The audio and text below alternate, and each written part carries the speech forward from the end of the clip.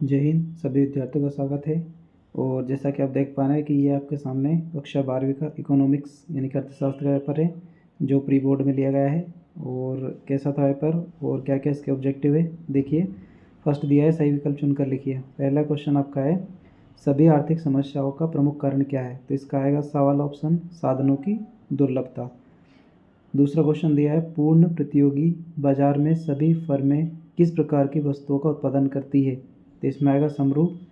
तीसरा ग्राफ का दिया है तो इसका रहेगा पूर्णतया लोचदार पूर्ति।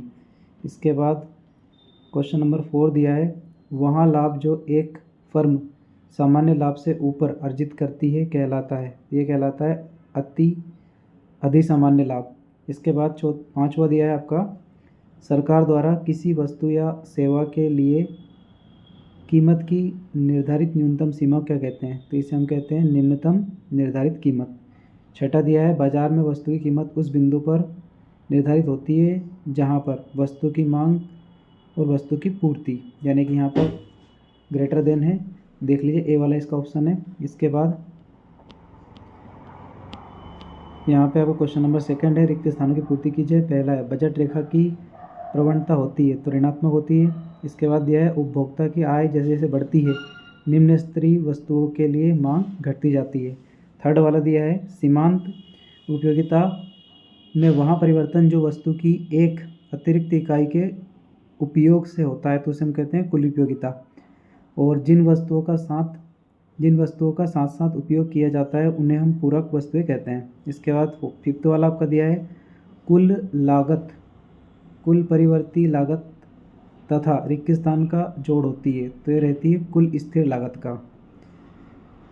छठा आपका दिया है जब कुल उत्पादन अधिकतम होता है तब सीमांत उत्पादन कितना होता है, तो 0 होता है।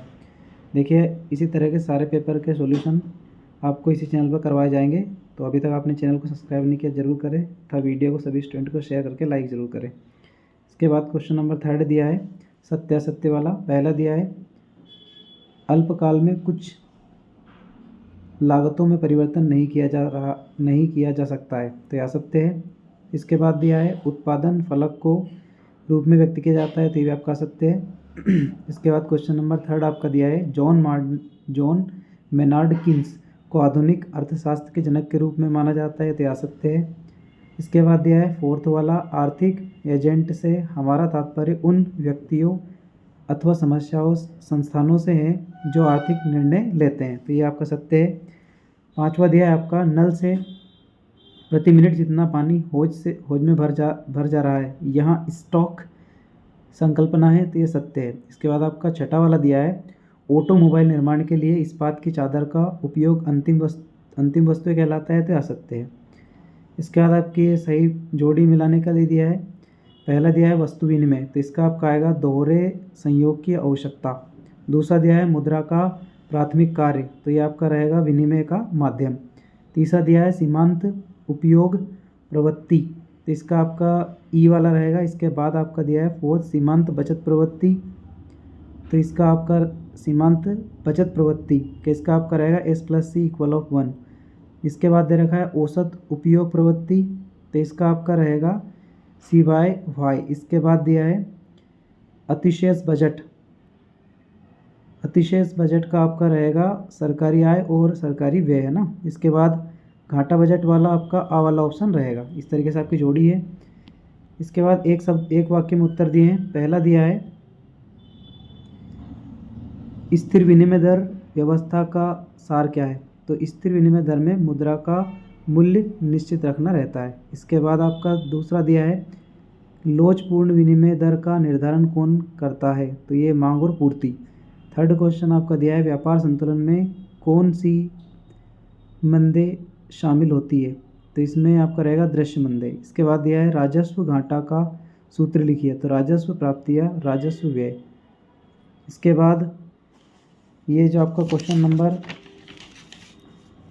5 जो आपका है उपभोग फलन क्या है, तो ये आप में नीचे दिया है उपभोग फलन आय और उपभोग के बीच संबंध को बताने वाला आर्थिक सूत्र। इसके बाद निवेश का पूछा है। 6ठे वाला निवेश क्या है, तो उसका डायरेक्ट यही दिया है निवेश भविष्य में लाभ पाने के लिए धन का उपयोग या प्रबंधन है।